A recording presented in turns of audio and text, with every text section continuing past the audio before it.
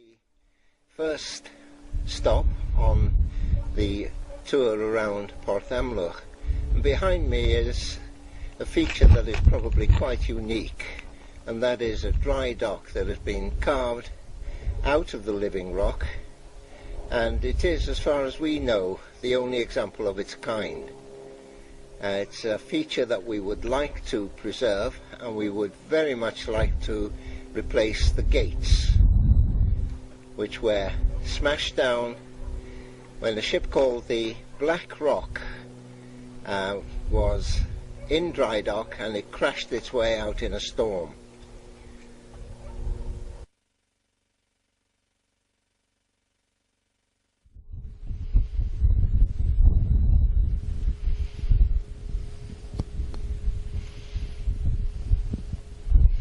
The sail loft behind me is probably where your visit to Port Amlwch started, and it has one feature that we think is unique, and that is the sloping floor upstairs. The sail loft, originally built by Nicholas Treweek, but later developed by Captain William Thomas, whose shipyard this formed a part of.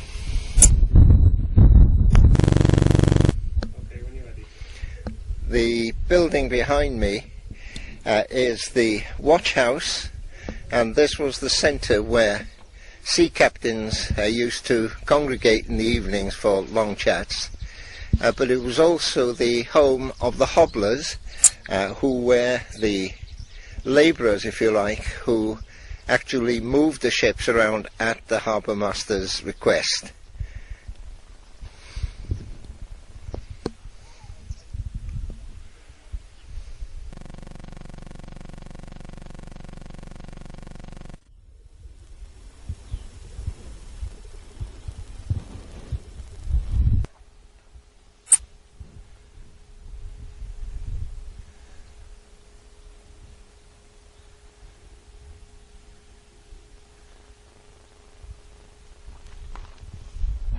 A lime kiln such as this one was a feature of many small Welsh ports. The idea being that if a vessel was sailing in ballast, then most of the old wooden sailing ships needed ballast to sail safely. Normally they would use any stone that was available, but if the captain was a shrewd man, he would perhaps load up with limestone, knowing full well that he could sell the limestone when he arrived. Now, the idea behind a lime kiln is that the stone itself is burnt, and culm, which was a mixture of anthracite and clay, would be brought in. A layer of it would be laid down, set alight, and then a layer of stones, and then more culm, and then a layer of stones, and so on. And the stone, as it burnt, would be drawn down from the bottom of the kiln, and it would be slaked and would be used for improving soil or even for building.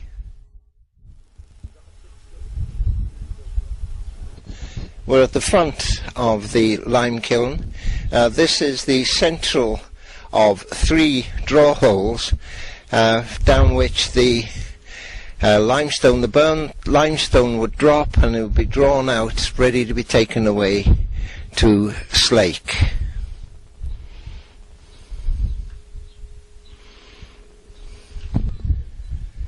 Behind me is the slag bin. Now, slag was produced at the smelter, or the smelters rather, which form part of the mining company's works. And the slag, which is very, very dense indeed, found a use as a ballast material, simply because it was so heavy for the amount used. And it was brought down hot, and as you can see, it's actually stained the walls black.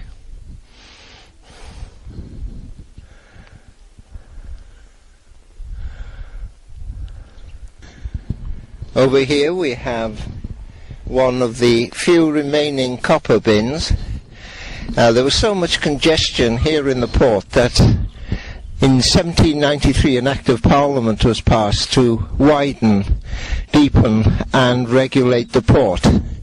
The roadway I'm on formed part of the new work, and the rock over to my left, that was blasted away in order to form this quay. And over at the top end there is Upper Quay Street, along which the carts bringing the ore down from the mountain would tip the ore straight into the copper bin. It was essential that the ore was kept dry, and from the copper bin it would be carried right across the quay and slipped down into the hulls of the ships.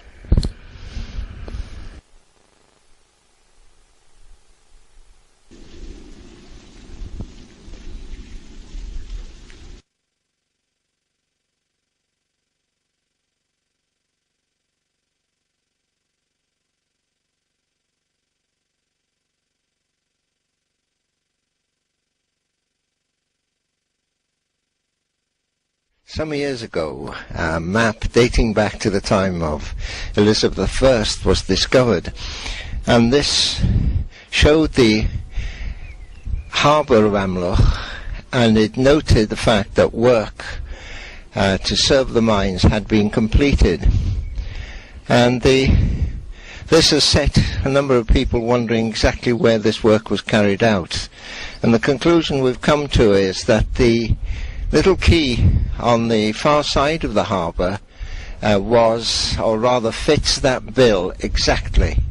There are steps at either end suggesting that it was built at a time when wheeled vehicles were not very much in use, and at such time we believe that ore brought down from Amlwch Port down to the harbour would have been by pack horse or pack mule, and otherwise they would have used sledges perhaps, but certainly not wheeled vehicles.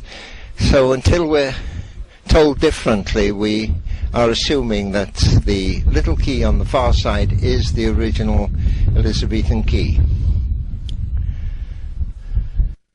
The two limestone bollards, very early photographs of the port actually show them in situ, and fact that they're still in use some couple of hundred years later. The building here are what are left of Nicholas Bailey's warehouses, along the front of which there was a little tramway which brought material down from the smelters. Was bringing down the refined copper and taking up coal for the furnaces themselves. And here at my feet are the original chains which would have moored, onto which the sailing ships would have been tied. Okay, behind me again is the inclined plane. Now this was used to bring refined copper down to the quayside, and also to take coal up for the smelter furnaces themselves. And the incline was steam driven, and we're hoping eventually to restore the rails and a few trams so that people can actually see what the incline looked like. Behind the incline you'll see an estate of houses, and that was the site of the smelter complex, in which there were 31 furnaces at its height. Culvert that you can see is the outlet for quite a large reservoir that was right in front of the smelters. And into this, water from Amlwch Port, which would normally have found itself in the sea, was used to drive a water-driven sawmill, which was used to saw up the timbers. But the fact that the water had a great deal of copper in solution meant that timber actually in the water itself became pickled, and it was a rot preventative.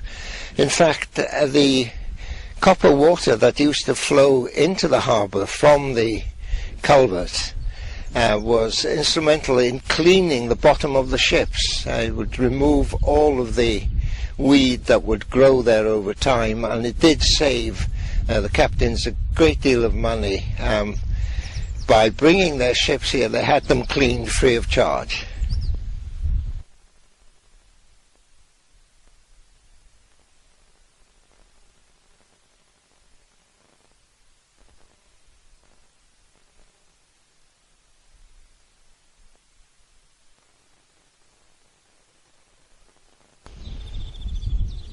In front of us here are the remains of a building known as the New Haven.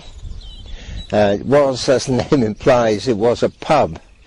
But we feel that there is a history to this, in as much that when the building was excavated some years ago, they found 13th century shards, which suggests that it is a very, very old building indeed, and who knows what uses it may have had over the years.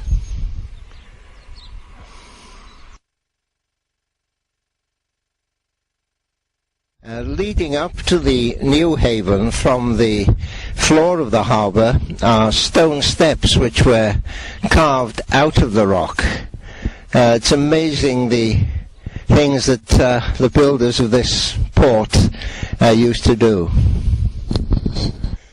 And the ruins behind me are the ruins of the first shipyard in Amlwch, and this was developed by Nicholas Week, whose father had come up to Amlwch from Cornwall to become mine captain, and he set up his two sons as shipbuilders.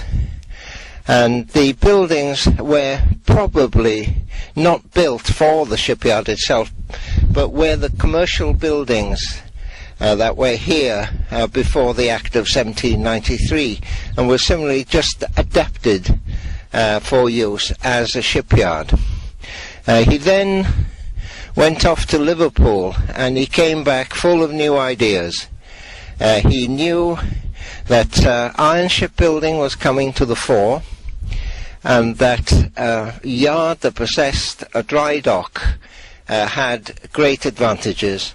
So he went across to the other side to the new yard, or Yard Newydd as it is in Welsh, and the yard there was later developed and enlarged by Captain William Thomas, a local lad who ran away to sea when he was 12, and who became an eminent shipbuilder and ship manager.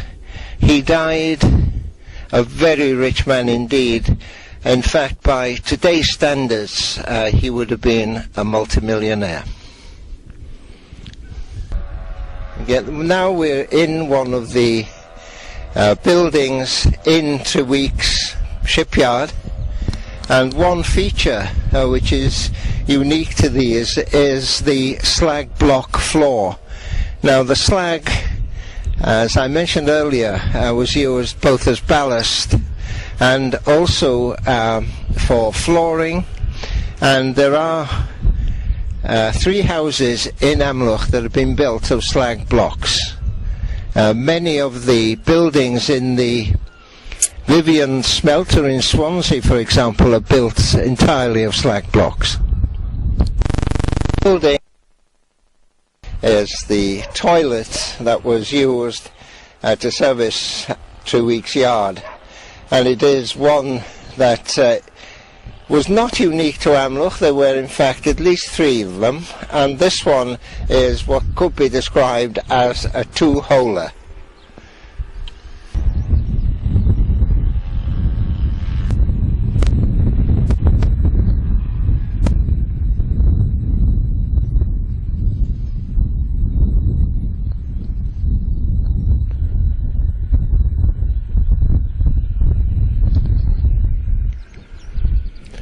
one of the acute problems that used to visit the port of Amlwch was whenever there was a northerly component to the wind, it would cause what was known as a run on the harbour, a series of high waves funneling down and sweeping boats and ships off their moorings, taking them right down to the far end of the harbour and smashing them to bits. So the trustees, the harbour trustees, decided on a system which I think originated in Cornwall, and that was to drop balks. These were timber balks, something like 18 inches square in section, about 35 feet long, and these would be dropped one on top of the other to form a barrier. And to this end, ship's captain was required to allow 2/3 of his crew to undertake the work of putting them down and bringing them up again. And this was done using the winches, one of which remains on each side.